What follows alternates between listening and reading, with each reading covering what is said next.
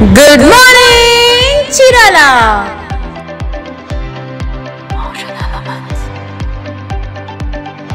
నమస్తే. Good morning Chirala కార్యక్రమానికి స్వాగతం. ఈనాటి మన గుడ్ మార్నింగ్ చీరాల కార్యక్రమంలో ఆంధ్రజ్యోతి దినపత్రిక తీసుకుంటే హనుమత్ చరిత్ర వినడం శుభం అంటూ పతాక శీర్షికలో ఒక వార్త రాశారు. నిన్న చీరాలలో సాయంత్రం చాగంటి కోటేశ్వరరావు గారి ప్రవచన కార్యక్రమాన్ని చాలా ప్రతిష్టాత్మకంగా నిర్వాహకులు నిర్వహించారు.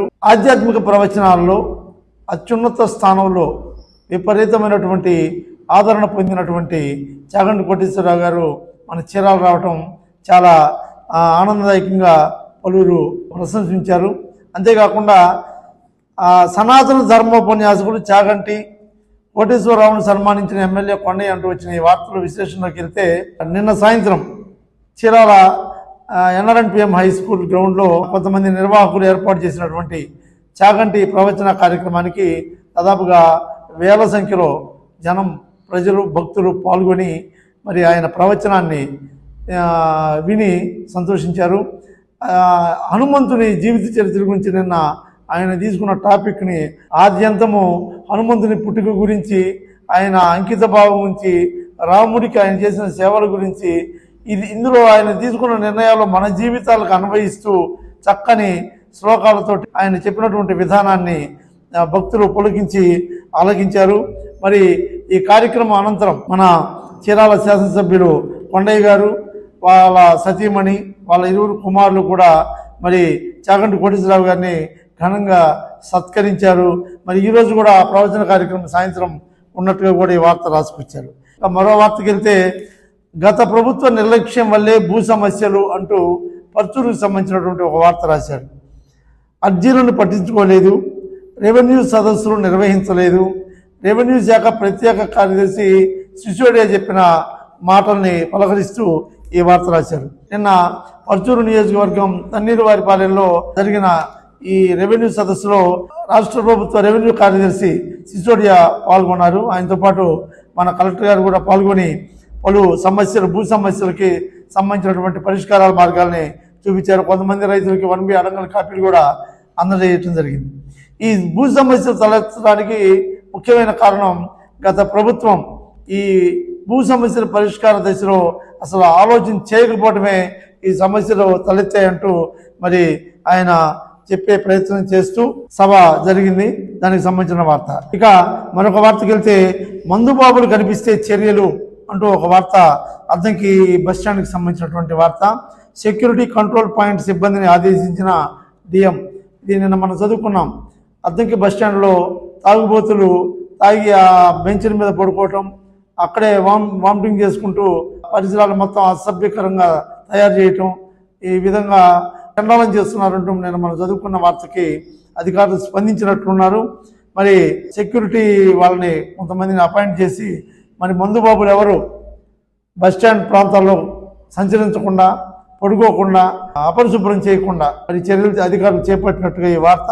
మరొక వార్తకి వెళ్తే సెంటాన్స్లో పోస్ట్ యాక్ట్పై అవగాహన అంటూ ఒక వార్త. చీరాల సెంటాన్స్ ఇంజనీరింగ్ కాలేజీ ఈ మధ్య అన్ని రకాలుగా యాక్టివ్ అవుతున్నట్టుగా మనకి తెలుస్తూ ఉంది. దానికి సంబంధించి అందులో భాగంగా నిన్న మంగళవారం పోస్ట్ యాక్ట్ 2013 లైంగిక వేధింపుల నుంచి మహిళలకు రక్షణ అనేటువంటి ఒక యాక్ట్ మీద అవగాహన సదస్సు నిర్వహించారు. సంబంధించిన అధికారులు ప్రిన్సిపాల్ డాక్టర్ K. జగదీష్ గారు మాట్లాడుతూ విద్యార్థుల యొక్క సంరక్షణ కోసం ఈ పోస్ట్ యాక్ట్ ఏ విధంగా ఉపయోగపడుతుంది, దీన్ని ఎలా మనం వినియోగించుకోవాలి అనేటువంటి దశలో దీని మీద ఒక చిన్న కార్యక్రమాన్ని నిర్వహించినట్టుగా ఈ వార్త రాశారు.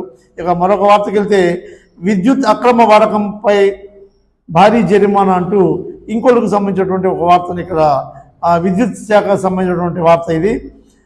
ఇంకోళ్ళు మండలంలో అక్రమంగా విద్యుత్ వినియోగం మీద మంగళవారం నాడు ఈ విద్యుత్ స్క్వాడ్ ఎవరైతే ఉన్నారో వాళ్ళు దాడులు నిర్వహించారు. అందులో భాగంగా దాదాపుగా 95 మంది అధిక లోడుని అక్రమంగా వాడుతున్నట్టుగా వీళ్ళు గుర్తించి దాదాపుగా 3,27,000 రూపాయల పెనాల్టీలు కట్టించడం జరిగింది. కాబట్టి ఇలాంటి ఆకస్మిక దాడులతో ఈ అక్రమ విద్యుత్ వాడకాన్ని అరికట్టే దశలో అధికారులు చర్యలు తీసుకున్నారు. కాబట్టి అక్రమంగా వాడి ఇలా కేసులు ఇరుక్కోవడం కంటే సక్రమంగా వినియోగించుకొని మరి బిల్లులు కడితే బాగుంటుందని చెప్తూ ఈ వార్త. ఇక మరొక వార్తకి వెళ్తే హుండీ దొంగల అరెస్ట్ అంటూ మరొక వార్త రాశాడు. ఈ మధ్య మనకి పొంగళూరు మండలం అట్లాగే పర్చూరు ఏరియా, మార్టూరు ఏరియాలో చాలా దేవాలయాలు హుండీలు పగలగొట్టారు. ఆ పగలగొట్టిన దొంగను ఒకరిని నిన్న అరెస్ట్ చేశాడు. పూరిమిట్ల నారాయణ అనేటువంటి ఈ వ్యక్తి విజయవాడ కృష్ణలంకకి సంబంధించిన వ్యక్తి. ఇతను ఇదే పనిగా ప్రొఫెషన్గా ఏర్పడి దేవాలయాల హుండీలే టార్గెట్గా చేస్తూ దాదాపు ఇతను ఈ దొంగతనాన్ని పాల్పడుతుంటారని పోలీసులు తెలియజేశారు. ఇతన్ని చాకచక్యంగా పట్టుకొని అతని దగ్గర నుంచి ఒక 22,000 రూపాయల డబ్బులు రికవరీ చేయటమే కాకుండా కోర్టులో ప్రవేశపెట్టి 14 రోజులు రిమాండ్కి పంపించినటువంటి పరిస్థితి. కాబట్టి దేవాలయాల దగ్గర కూడా వీలైనంత వరకు నిఘా కెమెరాలు పెట్టుకున్నట్లయితే మంచిదని చెప్పి తెలియజేసుకుంటూ ఇక రాష్ట్ర స్థాయి క్విజ్ పోటీలకు గోపీకృష్ణ అంటూ ఒక వార్త రాశారు. పొంగళూరు మండలంలో కొండమందూరుకు చెందినటువంటి ఒక విద్యార్థి పవన్ గోపీకృష్ణ అనేటువంటి అబ్బాయి నిన్న జిల్లా స్థాయిలో క్విజ్లో మంచి ప్రతిభ కనపరిచారు. ఆ అబ్బాయిని రాష్ట్ర స్థాయి క్విజ్ పోటీలకు ఎంపిక చేసినట్టుగా మరి వార్త రాశారు. ఆ అబ్బాయికి అభినందన తెలియజేస్తా ఉన్నాం. అదేవిధంగా మరొక వార్తకి వెళ్తే ఉచిత వైద్య శిబిరానికి విశేష స్పందన అంటూ ఒక వార్త రాశారు. Chirala Apollo hospital, kurti foundation వారి సహకారంతో చీరాల మండల పరిషత్ దేవాంగపురి పంచాయతీలో మంగళవారం ఉచిత వైద్య శిబిరాన్ని నిర్వహించారు. ఇందులో doctor Kavvareddy, doctor Lathasri, doctor Ranganath orthopaedic సంబంధించినటువంటి doctor Gopi Varma general medicine, Apollo Chirala hospital వైద్య నిపుణుల బృందం మొత్తం దాదాపు 250 మంది పేషెంట్లకి నిన్న ఈ వైద్య సేవలు అందించినట్టుగా ఈ వార్త రాశారు. అపోలో వారు చీరాల్లో స్థానిక మాణిక్యం హాస్పిటల్ ఆవరణలో పెద్ద హాస్పిటల్ ఏర్పాటు చేశారు. వాళ్ళు ఆధ్వర్యంలో ఈ ఉచిత వైద్య సేవలు అందించేటువంటి క్యాంపు నిర్వహించి మరి చక్కని వైద్య సేవలు అందించడమే కాకుండా ఎవరైనా ఆర్గనైజేషన్స్ ఇలా వైద్య సంబంధించినటువంటి సేవల కోసం ముందుకు వస్తే మేము వైద్య సేవలు అందించడానికి ముందుంటామంటూ మరి హాస్పిటల్ యాజమాన్యం కూడా చెప్పడం మనకి ఒక ఆనందదాయకమైన విషయంగా చెప్పుకోవచ్చు. ఇక మరొక వార్తకి వెళ్తే రెవెన్యూ సదస్సులను వినియోగించుకోవాలి అంటూ చీరాల ఆర్డీఓ గారికి సంబంధించినటువంటి ఒక వార్త. నిన్న చీరాల భూ సంబంధిత సమస్యను సత్వర పరిష్కారం చేసుకోవడం కోసం ఈ రెవెన్యూ సదస్సును తప్పనిసరిగా వినియోగించుకోవాలంటూ ఆర్డీఓ చంద్రశేఖర్ నాయుడు గారు నేను చెప్పినట్టుగా నిన్న వాడరేవులో ఈ ఆధ్వర్యంలో ఒక రెవెన్యూ సదస్సు జరిగింది. దాదాపుగా అర్జీలు రైతులు హాజరయ్యారు. వాళ్ళు సమస్యలను కూడా పరిష్కరించుకునే దశలో ఈ కార్యక్రమం నడిచింది.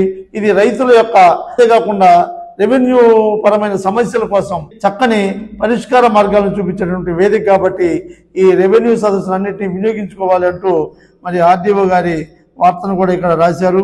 అదేవిధంగా ఇంకొక వార్తకి వెళ్తే ఇది అద్దంకి సంబంధించినటువంటి ఒక వార్త. గోతులను అలా కప్పేశారు అంటూ మరి అధికారులను క్రిటిసైజ్ చేస్తూ రాసిన వార్త.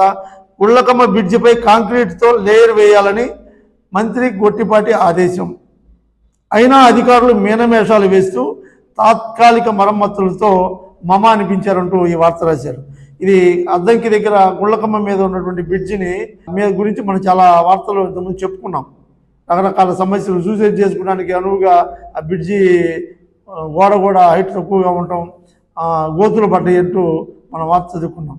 ఇటీవల మోదేపల్లి పంచాయతీలో ఈ మధ్య కార్యక్రమాలకి స్టార్ట్ చేసిన మంత్రి గొట్టిపాటి రవికుమార్ గారు మోదేపల్లి వెళ్తూ ఆగి ఈ బ్రిడ్జిల్ని తక్షణమే మరమ్మతులు చేపట్టాలి, దాని మీద కాంక్రీట్ లేయర్ వేయమని చెప్పి అధికారులను ఆదేశిస్తే వాళ్ళు మరి ఏమనుకున్నారేమో తారుతోటి ఆ గోతులు అట్లా పూడిపించి మమ అనిపించారు పైన మట్టి చల్లి.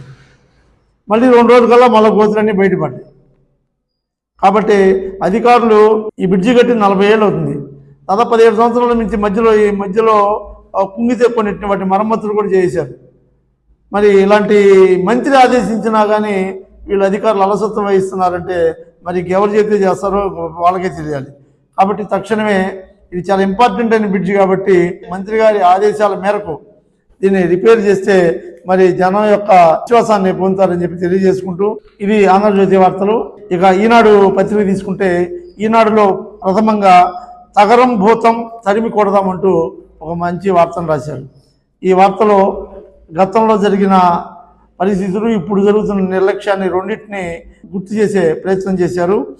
గతంలో చీరాలలో ప్లాస్టిక్ నిషేధం చాలా పకడ్బందీగా జరిగినటువంటి పరిస్థితి 2017 ఆ ప్రాంతంలో 2017 ప్రాంతంలో అప్పుడు తెలుగుదేశం గవర్నమెంట్ చీరాలలో ఆమంచి కృష్ణమోహన్ గారు స్వచ్ఛ సర్వేక్షణ అనేటువంటి పేరుతో చక్కని ఇక్కడ పారిశుద్ధ్యానికి పెద్దపీట వేసినటువంటి పరిస్థితి మనం చూసాం.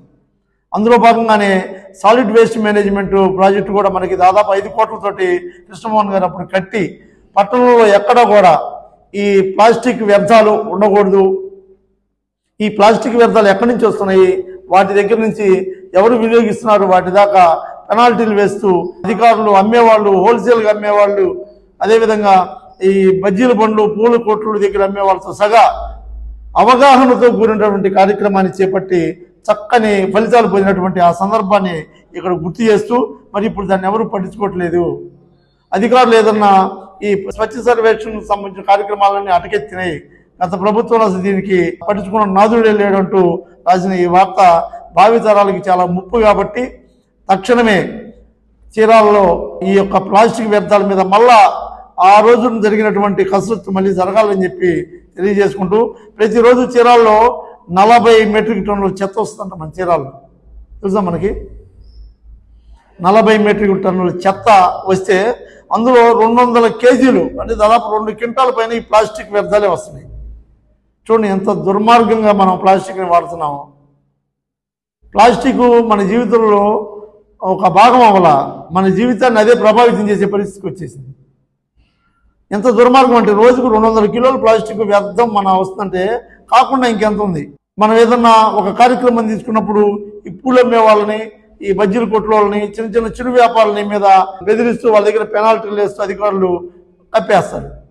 అసలు ఈ హోల్సేల్కి అమ్ముతున్న వాళ్ళు ఎవరు, అసలు ఇవి ఎక్కడ తయారవుతున్నాయి, వాటి దశలో కూడా ప్రభుత్వం కఠినమైన చర్యలు చేస్తే క్షేత్రస్థాయిలో వాడే దగ్గర మంచి ఫలితాలు వస్తాయని చెప్పి తెలియజేసుకుంటూ ఈ ప్లాస్టిక్ వ్యర్థాలకు సంబంధించినటువంటి కఠినమైన నిర్ణయాలని తీసుకుంటాం. చక్కగా ఇక్కడ గతంలోగా స్వచ్ఛ సర్వేక్షణ దశలో పనులు జరిగేటట్టుగా పారిశుద్ధ్యానికి ప్లాస్టిక్ అరికట్టే దశలో చర్యలు తీసుకుంటామంటూ చీరాల ఎమ్మెల్యే గారు కొండయ్య గారు భరోసా ఇచ్చినట్టుగా కూడా ఇక్కడ రాశారు. మరి ఇది ఒక తంతుగా కాకుండా పకడ్బందీగా నిర్వహిస్తూ ఏదైతే ప్లాస్టిక్ వ్యర్థాలను వాడటం వల్ల వచ్చిన అనర్థాల గురించి అవగాహన చేస్తూ ఇది కంటిన్యూగా సాగే విధంగా చర్యలు తీసుకుంటే బాగుంటుందని చెప్పి తెలియజేసుకుంటూ చక్కని వార్త. మరి ఇంకొక వార్తకి వెళ్తే పిఎం సూర్య గారిపై ఇంటింటా ప్రచారం అంటూ ఒక వార్త రాశారు. ఇది పిఎం సూర్య గారి పథకం గురించి వార్త. ఇది ప్రతి ఇంటికి కూడా ఇప్పుడు సోలార్ సిస్టమ్ని సబ్సిడీ మీద అరేంజ్ చేసేటువంటి ఒక ప్రధానమంత్రి తీసుకున్న ఈ కార్యక్రమాన్ని మరి జనాల్లోకి తీసుకెళ్తూ అనునిత్యం అధికారులు మరి కసరత్తు చేస్తూ ఉన్నారు. దాదాపుగా ఇప్పుడు మన డివిజన్లో 90 ఇళ్లకు పైగా అమర్చారు. ఇంకా 750 ఇళ్ళు ఆర్డర్లు ఉన్నాయంట. దీని గురించి ఇంటిల్లు తిరిగి అవగాహన చేస్తున్న ఈ అధికారులు అభినందనీయులు. మరి ప్రతి ఒక్కళ్ళు ఈ సూర్య గారి యొక్క పథకాన్ని వినియోగించుకొని విద్యుత్తు పరమైనటువంటి ఛార్జీల బారి నుండి రక్షింపబడటమే కాకుండా మరి ప్రకృతి వనరులను మనం వినియోగించే దశలో మరి ప్రభుత్వానికి చేయూతలు ఇస్తామని చెప్పి తెలియజేసుకుంటూ ఇక మరొక వార్తకి వెళ్తే ఆర్టీసీ డిఎంతో రేపు ఫోన్ ఇన్ అంటూ ఒక వార్త ఇచ్చారు. ఈనాడు ఆధ్వర్యంలో ఫోన్ ఇన్ ఆర్టీసీ డిఎం కార్యక్రమం గురువారం 10:30 నుండి 11:30 వరకు జరుగుతుందని చెప్పి ఇక్కడ వార్త రాశారు. ఈ ఆర్టీసీ డిపోకు సంబంధించినటువంటి సమస్యల గురించి ఎవరన్నా కాల్ చేయాలంటే 9959225696 నెంబర్కి కాల్ చేసి మరి తమ సమస్యని మరి డిఎం గారి దృష్టికి తీసుకెళ్లొచ్చు అంటూ ఈ వార్తను కూడా ఇక్కడ ప్రచురించారు. ఇక మరొక వార్తకి వెళ్తే ఈనాడులో పోలీసు సిబ్బందిపై కఠిన చర్యలు అంటూ ఒక వార్త రాశారు. ఈనాడు 2 కానిస్టేబుల్పై బదిలీ వేటు అంటూ రాసిన ఈ వార్త నిన్న మనం అనుకున్నాం. ఒక రేప్ కేసుకు సంబంధించినటువంటి ఒక విషయంలో సిఐ గారు వాళ్ళ తండ్రిని తీసుకొచ్చి అక్రమంగా నిర్బంధించి ఇబ్బంది పెట్టే దశలో సిఐ గారిని విఆర్కి పంపించినటువంటి పరిస్థితి రూరల్ సిఐ. అదే కేసుకు సంబంధించినటువంటి 2 కానిస్టేబుల్ కూడా మరి ట్రాన్స్ఫర్ చేస్తూ ఎస్పీ గారు నిర్ణయం తీసుకున్నారు. ఇందులో వేణు సుబ్బరాజు అనే 2 కానిస్టేబుల్ని ఒకరిని ఎద్దనపూడి పిఎస్కు ఇంకొకరిని సంతమాగులూరు పిఎస్కు ట్రాన్స్ఫర్ చేస్తూ మరి ఈ పనిష్మెంట్ తీసుకున్నట్టుగా తెలియజేశారు.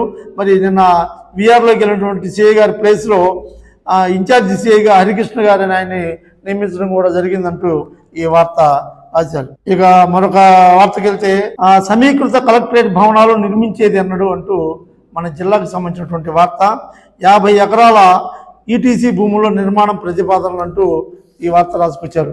ఇప్పటికి మనకి జిల్లా ఏర్పడి 2022 ఏప్రిల్ 4న మన జిల్లా ఆవిర్భవించింది. ఇప్పటికి మన జిల్లా ఏర్పడి దాదాపు 32 నెలలు దాటిన ప్రభుత్వ కార్యాలయాలన్నీ కూడా కలెక్టర్ ఆఫీసు, అట్లాగే ఎస్పీ గారి ఆఫీసు, ఇవన్నీ అద్దె భవనాల్లో, కొన్ని తాత్కాలిక భవనాల్లో మరి నడపటం చాలా హాస్యాస్పదంగా తీసుకుంటున్నారు. అంటే 50 ఎకరాల ఈటీసీ భూముల్లో నిర్మాణానికి అప్పట్లో ప్రతిపాదన చేపట్టిన మరి దాన్ని ప్రాక్టికల్గా ఇంప్లిమెంట్ చేసే దశలో మరి యంత్రాంగం ఫెయిల్ అయిందంటూ ఈ వార్త రాశారు. చూడండి, మన అభివృద్ధి సంస్థకు చెందినటువంటి ఏపీ మానవ వనరుల అభివృద్ధి సంస్థకు చెందిన భవనాలు, కలెక్టరేటు, ఎస్పీ, జిల్లా అధికారుల కార్యాలయాలు కేటాయించారు. ఎన్టీఆర్ ఏజీ ఇంజనీరింగ్ కాలేజీలో డిజిటల్ గ్రంథాలయాన్ని తీసుకొని దాంట్లో ఎస్పీ క్యాంపు కార్యాలయం పెట్టారు. అంటే కొన్ని ఆఫీసులు ఒంగోలులో ఉన్నాయి, కొన్ని ఆఫీసులు తెనాల్లో ఉన్నాయి, కొన్ని చిన్న చిన్న బిల్డింగులు తీసుకొని అద్దెలకు నడుపుకుంటూ ఉన్నారు. ఈ దుర్భర పరిస్థితి ఇంకెన్నాళ్ళు? కాబట్టి మన కలెక్టర్ గారి ఆధ్వర్యంలో నిన్న సిసోడియాకు కూడా ఈ దృష్టికి కూడా ఇది తీసుకెళ్లారు. మరి తక్షణమే ఈ 50 ఎకరాల ఈటీసీ భూముల్లో మరి నిర్మాణానికి ప్రతిపాదన చేసి ఉన్నాయి కాబట్టి కార్యాచరణ రూపొందించి మన జిల్లాకి కలెక్టరేట్ భవనాలను ఎట్టి పరిస్థితుల్లో త్వరలో నిర్మించాలని చెప్పి కోరుకుంటూ ఈ వార్త. ఇది ఈనాడు సంబంధించినటువంటి వార్త. ఇక సాక్షి పేపర్ తీసుకుంటే, సాక్షి పేపర్లో ప్రధాన శీర్షికగా 13న అన్నదాతలకు అండగా వైఎస్ఆర్సీపీ అంటూ ఒక వార్త రాసుకొచ్చారు. ఈ కూటమి ప్రభుత్వం ఏర్పడిన తర్వాత రైతులకి ఏ విధమైనటువంటి అసౌకర్యాలు కలిగించారు, రైతులను ఏ విధంగా మోసం చేశారు అనే దాని మీద ఒక కార్యక్రమాన్ని నిర్వహిస్తున్నట్టుగా జిల్లా అధ్యక్షుడు మేరుగా నాగార్జున గారి ఆధ్వర్యంలో ఈ ప్రకటన రిలీజ్ చేశారు. రైతులను నట్టేట ముంచిన కూటమి ప్రభుత్వం, రాష్ట్ర సర్కారు తీరుపై 13న నిరసన, పెట్టుబడి సాయం లేక విలవిల్లాడుతున్న రైతులు, గిట్టుబాటు ధర లేక ధాన్యం విక్రయించలేని దుస్థితి, వైఎస్ఆర్సీపీ జిల్లా అధ్యక్షులు మేరుగా నాగార్జున కార్యక్రమానికి భారీగా తరలి రావాలంటూ ఈ వార్త రాసుకొచ్చారు. ఈ నెల 13వ తేదీన ఉదయం 10 గంటలకి జిల్లాలో ఒక పెద్ద ర్యాలీ నిర్వహిస్తున్నట్టుగా వైఎస్ఆర్సీపీ తరఫున మన జిల్లా అధ్యక్షులు మేరుగా నాగార్జున గారు ఒక ప్రకటన రిలీజ్ చేశారు. 13వ తారీఖు ఉదయం 10 గంటలకి పార్టీ కార్యాలయం నుంచి కలెక్టరేట్ దాకా ఈ ర్యాలీ జరుగుతుందని, జిల్లా నలుమూలల నుంచి వైసీపీ నాయకులు ఈ రైతులకి అండగా ఉండటం కోసం ప్రభుత్వాన్ని హెచ్చరించే దశలో ఈ కార్యక్రమానికి అందరూ హాజరు కావాలంటూ ఈ ప్రకటన జారీ చేశారు. మరి ఇక మరొక వార్తకి వెళ్తే, శబరిమలకు ప్రత్యేక రైళ్లు అంటూ ఒక వార్త రాశారు. దక్షిణ మధ్య రైల్వే గుంటూరు డివిజన్ పరిధిలో అయ్యప్ప భక్తుల సౌకర్యార్థం కొన్ని అదనపు ట్రైన్స్ సికింద్రాబాద్ టు కొల్లం ప్రత్యేక రైలు నెల 19, 26 తేదీల్లో నడవనుందని, అదేవిధంగా కొల్లం స్టేషన్కు ఈరోజు రెండో రోజు రాత్రి 1:30 కల్లా చేరేటట్టుగా మరి ఈ రైలు యొక్క ప్రత్యేక వసతులు అయ్యప్ప స్వాముల కోసం కేటాయించినటువంటి విషయాలతో ఈ వార్త రాశారు. కాబట్టి శబరిమల వెళ్ళే వాళ్ళు ఈ ఇన్ఫర్మేషన్ తీసుకొని రైల్వే స్టేషన్లో ఈ స్పెషల్ ట్రైన్ యొక్క టైమింగ్ తీసుకొని సులభతరంగా వాళ్ళ యాత్ర కొనసాగిస్తారని చెప్పి తెలియజేసేటువంటి వార్త. ఇక మరొక వార్తకి వెళ్తే, సాక్షిలో ఇసుక దందా అడ్డుకట్ట ఉందా అంటూ ఒక వార్త రాశారు. ఇది ఏ ప్రభుత్వం మారినా, ఎవరు మారినా, ఎంత అధికారులు ఎన్ని కట్టడి చేసినా ఈ ఇసుక దందాన్ని మాత్రం ఎవరు ఆపలేరు అనేటువంటి విధానంగా ఉన్న ఈ వార్త విషయాల్లోకి వెళ్తే, అధికారం మాదే, మమ్మల్ని ఆపేది ఎవరు, అక్రమార్కులకు సిరిలు కురిపిస్తున్న ఇసుక దందా, మండలంలో జోరుగా ఇసుక త్రవ్వకాలు, అమ్మకాలు, మామూలు మత్తులు అధికారులు, కీలకంగా మారిన రాజేశ్వరుడు అంటూ ఎవరో ఒక వ్యక్తిని ఉద్దేశించి ఈ వార్త రాసినట్టుగా ఉంది. మరి ఇసుక ఉచితం తమ్ముళ్ళు, ఇసుక ప్రజలకు ఉచితం అంటూ కూటమి ప్రభుత్వం చెప్పి అధికారంలోకి వచ్చి సాక్షాత్తు ముఖ్యమంత్రి ప్రకటించిన ఇక్కడ మాత్రం ఇసుక టైర్ బండి 2000, అదేవిధంగా ట్రాక్టర్తో అయితే 4000 రూపాయలు తీసుకున్నట్టుగా మరి ఇక్కడ వార్త రాశారు. వార్త రాయటమే కాదు, నిజంగా కూడా ఇదే జరుగుతుంది. మరి ఎక్కడ లోపం జరుగుతుంది? ఇప్పుడు గతంలో ఇసుక సేంద్రీయ వ్యాపారాలు చేసేవాళ్ళు కాకుండా కొత్త వాళ్ళు, కొంచెం అధికారికంగా బలం గల వాళ్ళు, కొంచెం సామాజిక బలం ఉన్న వాళ్ళందరూ కూడా ఈ ఇసుక వ్యాపారంలోకి వచ్చినట్టుగా ఈ వార్త రాసుకొచ్చారు. ఏది ఏమైనా ఇసుక అనేది ఫిజికల్ డెవలప్మెంట్లో కీలకమైనటువంటి పాత్ర కాబట్టి చాలా వాల్యుబుల్, చాలా విలువైనది. ఎన్నో రకాల వృత్తులకి ఒక ఇల్లు కడితే దాంట్లో ఎంతమంది డివిజన్లకి అది అన్నం పెట్టేటువంటి విషయం కాబట్టి ఇసుకని సులభతరం చేసే దశలో ప్రభుత్వాలు ఆలోచన చేసిన క్షేత్రస్థాయిలో ఫెయిల్ అవుతున్న మాట మాత్రం వాస్తవం. ఏది ఏమైనా అక్రమంగా ఇసుక తరలిస్తున్నారు అనేటువంటి దాన్ని దృష్టిలో పెట్టుకొని స్థానిక ఎమ్మెల్యే గారు అయితేనేమి, అదేవిధంగా అధికారులు అయితేనేమి కానీ ఏదైనా కానీ ప్రజలకు అందుబాటు ధరల్లో ఇసుక అక్రమాలను అడ్డుకట్ట వేసే విధంగా మరి ప్రజలకు చేరువ చేయాలని కోరుకుందాం. అదేవిధంగా మరొక వార్తకి వెళ్తే, మాదక ద్రవ్యాలతో యువత జీవితం నాశనం అంటూ కారంచేడు ఎస్ఐ గారికి సంబంధించిన ఒక వార్త రాశారు. ఈయన నిన్న సాయంత్రం కుంకలమర్రు స్కూల్లో చిన్న అవగాహన సదస్సును ఏర్పాటు చేసి కారంచేడు ఎస్ఐ వెంకట్రావు గారి ఆధ్వర్యంలో మరి బాలబాలికలను కూర్చోబెట్టి మాదక ద్రవ్యాలు వాటి యొక్క అవగాహన మీద జీవితాలు ఎలా నాశనం అయిపోతాయి, ఎలా దుర్భరం అవుతాయి, దాని గురించి మరి ఆయన చక్కని అవగాహన కార్యక్రమం నిర్వహించారు. ఆయనకి అభినందన తెలియజేస్తూ మరొక వార్తకి వెళ్తే, శ్మశానంలో చిల్ల చెట్లు తొలగింపు అంటూ ఒక వార్త రాశారు. శ్మశానంలో నిన్న మనం చెప్పుకున్నాం, ముక్తేశ్వరం, అంబడిపూడి కొన్ని గ్రామాల్లో శ్మశానాల్లో చిల్ల చెట్లు దారుణంగా పెరిగిపోయినాయి. అసలు శ్మశానాలని నిర్లక్ష్యం చేసింది గత ప్రభుత్వం. ఈ ప్రభుత్వంలో ఆయన పట్టించుకోండి అంటూ నిన్న మనం ఒక వార్త చదువుకున్నాం. దానికి స్పందించిన అధికారులు బల్లికురవ ముక్తేశ్వరం శ్మశాన వాటికలో జేసీబీతో మొత్తం చెట్లన్నీ తీసేశారు. అదేవిధంగా అంబడిపూడి బల్లిపురం సంబంధించిన దాంట్లో శ్మశానాలన్నింటినీ నిన్న క్లీన్ చేసినటువంటి పరిస్థితి. అధికారులు తక్షణమే స్పందించి క్లీన్ చేసిన అధికారులకి అభినందన తెలియజేస్తూ, అదేవిధంగా ప్రతిదీ ప్రభుత్వం మీద వేయకుండా గ్రామాల్లో యువత పెద్దలు వీళ్ళందరూ కలిసి ఆ కార్యాచరణతోటి చిన్న చిన్న కార్యక్రమాలు పారిశుద్ధ్యం సంబంధించినవి వాళ్ళే ఒక అవేర్నెస్గా చేసుకున్నట్టయితే గ్రామాల్లో ఐక్యత కూడా పెంపొందుతుంది. కాబట్టి మరి చిన్న చిన్న విషయాలకి ప్రభుత్వం మీద భారం వేయకుండా, నెపం వేయకుండా ఇలాంటి చిల్ల చెట్లు తొలగింపు, రోడ్లు చిన్న చిన్న ఏమైనా మరమ్మతులు, పెద్దవైతే ప్రభుత్వానికి వినియోగిస్తాం. అలాగే హై స్కూల్ ఆవరణలు బాగు చేయటం, హై స్కూల్లో చెట్లు నాటడం, ఇలాంటివన్నీ మరి గ్రామాల్లో యువత మరి ఇదివరకు కాలంలో చదువులు తక్కువగా ఉన్న రోజుల్లో, వసతులు తక్కువగా ఉన్న రోజుల్లోనే మరి ఇలాంటి ఐక్య కార్యాచరణ కార్యక్రమాలు ఉన్నాయి. ఇప్పుడు మొత్తం మారిపోయింది, కాలం మారిపోయింది, చాలా ఫాస్ట్ యుగం. ఇప్పుడు కూడా అన్నీ తెలిసి మనం ప్రతిదాన్ని ప్రభుత్వం మీద వేయకుండా చిన్న చిన్నవి గ్రామాల్లో స్కూళ్ళకు ఆవరణలు బాగు చేయటం, హై స్కూల్ గ్రౌండ్ బాగు చేయటం, అదేవిధంగా శ్మశానాల్లో చెల్ల చెట్లు తొలగించుకోవటం, పెద్ద పెద్దవి అయితే అధికారులు చెప్పాలి. చిన్నవన్నీ గ్రామాల్లో యువత పెద్దలు కలిసి చేసుకున్నప్పుడు గ్రామాల్లో ఐక్యత పెంపొందింది. కాబట్టి ఆ దశలో నిర్ణయాలు తీసుకోవాలని చెప్పి కోరుకుంటూ, ఇది ఈనాటి గుడ్ మార్నింగ్ చీరాల కార్యక్రమం. రేపటి గుడ్ మార్నింగ్ చీరాల కార్యక్రమం మళ్ళీ కలుద్దాం. అంతవరకు thank you. Good morning Chirala.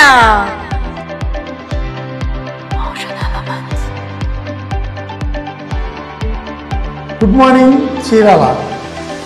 Chirala, Pachuru, Addanki తదితర ప్రాంతాలలో ఏం జరుగుతుంది, ఏ న్యూస్ పేపర్లో ఏమి ప్రచురించారు, ఎక్కడెక్కడ ఈరోజు ఏ కార్యక్రమాలు జరుగుతున్నాయి, ఏ న్యూస్ పేపర్ దేనికి ప్రయారిటీ ఇచ్చింది, తదితర అంశాలను ప్రతిరోజు మీ దృష్టికి తీసుకొచ్చే ఏకైక కార్యక్రమం good morning Chirala.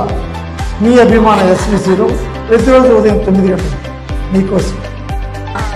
Good morning Chirala.